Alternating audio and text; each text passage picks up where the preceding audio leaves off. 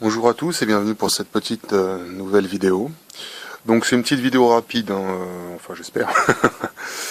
C'est une petite vidéo déballage ou unboxing pour les English de deux petits colis que je viens de récupérer là à la poste au service Citissimo. Donc allez, hop, c'est parti.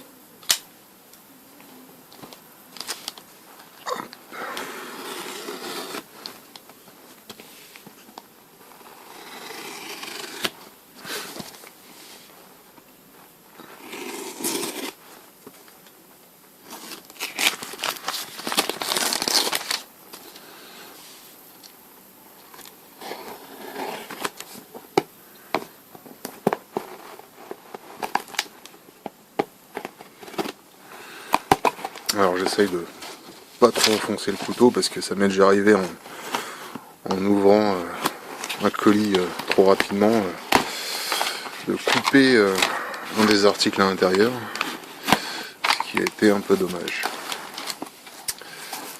Alors, hop, déjà c'est bien emballé, c'est déjà ça. Je vais me débarrasser un peu de tous ces trucs. Avant je les récupérais au cas où pour un déménagement ou autre, mais au bout d'un moment ça prend de la place inutilement. Alors, nous allons commencer par le premier. Voilà. Hop. Le premier article, donc, une petite hausse LPA, donc une petite hausse réglable, un ensemble hausse et guidon. Hop. Avec la petite clé N de fixation et la petite clé de réglage pour régler la hauteur et la dérive. Ça c'est le modèle pour Glock 17. C'est un modèle, je ne sais pas si vous arriverez bien à voir là, hop, avec fibre optique.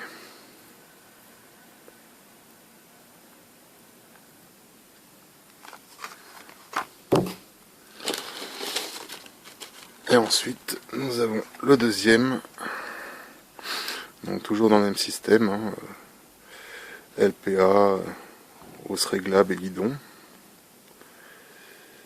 Alors ça par contre c'est un modèle avec 3 points blancs. C'est un modèle pour Sig Sauer P226, bon 220, 225, 228, mais moi ce qui m'intéresse c'est 226. Voilà. Hop. Donc normalement c'est tout. Hein. Hop. Ils n'ont rien mis dedans. Pas de cadeau. Il n'y a même pas la facture. Bon. Au moins tout y est, c'est principal. Hop là. Donc, deuxième petit colis. Enfin, petit. Long mais petit. Là, c'est celui qui m'intéresse le plus.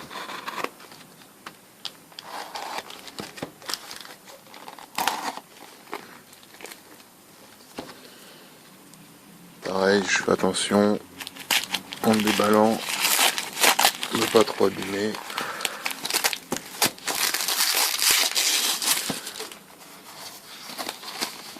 Voilà, hop.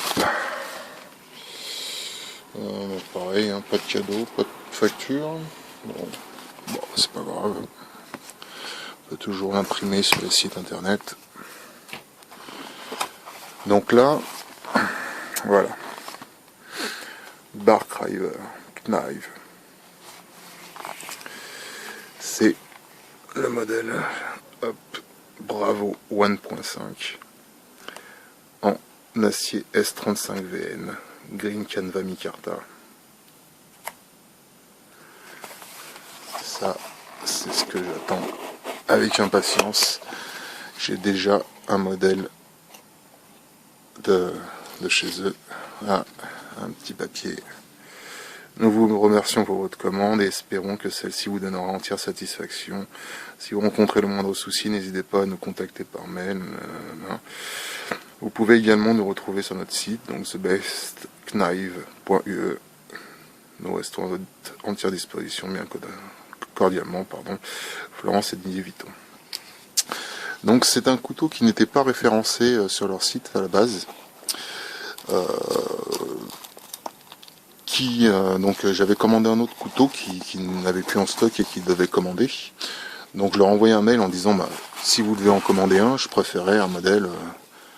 Donc à la base c'était un modèle en acier carbone, lame en acier carbone que j'avais vu.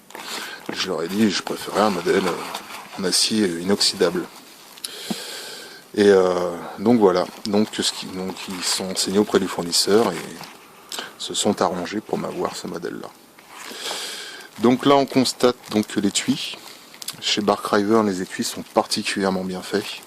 C'est pas eux qui les font directement, ils les font faire. Donc là vous verrez l'étui dans sa couleur originale. Sur le modèle que j'ai déjà, je l'ai graissé et donc du coup il a pris une teinte un peu plus brun foncé, certains appellent tabac, qui est du plus bel effet d'ailleurs, moi j'aime beaucoup. Voilà, un étui vraiment de qualité, vraiment bien fait. Donc l'étui est fabriqué donc pour Barkriver par... ouais, on voit pas trop. Ah, c'est même pas marqué. D'habitude il est marqué en dessous. Voilà, ils l'ont pas marqué. Bon, c'est pas grave. Je pense de toute façon que je ferai une vidéo dans quelques temps sur ce couteau et je vous dirai ça à ce moment-là. Voilà, très bel étui, hein, vous pouvez constater, bien fait. Ça a été poncé, arrondi sur les côtés. C'est vraiment de la très bonne qualité. Donc ce petit passant là est fait pour pouvoir y mettre un fire steel. Et donc ici vous avez la petite patte. Donc ce qui est bien pensé par rapport à d'autres marques qui font des étuis de couteau avec une petite patte pareille pour bloquer le couteau, c'est cette petite encoche là qui sert en fait pour bloquer la patte. Et simplement quand vous mettez ou vous enlevez le couteau, ben, évitez de la couper. Bon, ça arrive, ça m'est déjà arrivé une fois sur l'autre modèle que j'ai d'entailler un peu le cuir. Mais bon, c'est un petit plus qui est pas mal en fait, hein. C'est vraiment bien pensé. C'est des très beaux étuis dans un cuir assez épais, hein. Vous pouvez vous en rendre compte, j'ai pas mesuré, mais à vue d'œil, 2 mm 5, 3 mm de cuir. Voilà. Et donc on va passer au couteau en lui-même.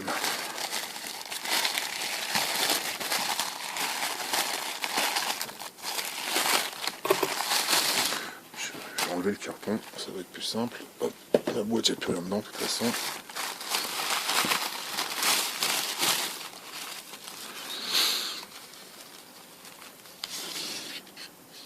Hop là. Alors, 2 secondes. Un petit coup de sopalin histoire d'enlever la graisse. Hop là.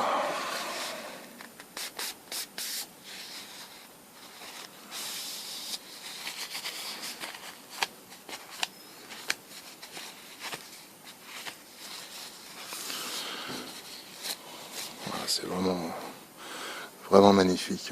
Vous voyez le green micarta. C'est vraiment...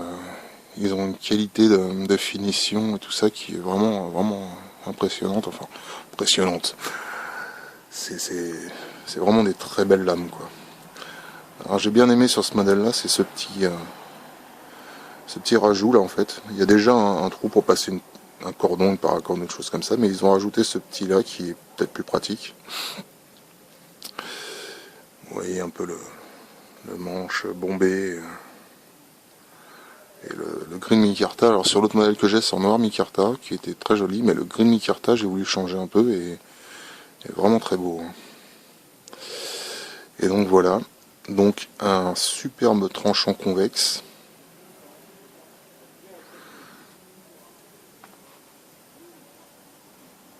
Fait par Barkriver. Donc Barkriver Knife. CPMS 35VN. Et pour ce modèle Bravo 1.5, c'est une lame de 14 cm de long. Voilà, je vous referai une revue plus détaillée. Épaisseur de lame 5,5 si je me souviens bien. Voilà, et je vous referai une revue un peu plus sympa plus tard. Voilà. Donc c'est tout pour aujourd'hui. Hein. Oh, ça fait quand même 10 minutes. Bon bah c'était pas une si petite vidéo que ça. Bon, je vous dis à bientôt et puis abonnez-vous à ma chaîne. Allez, salut!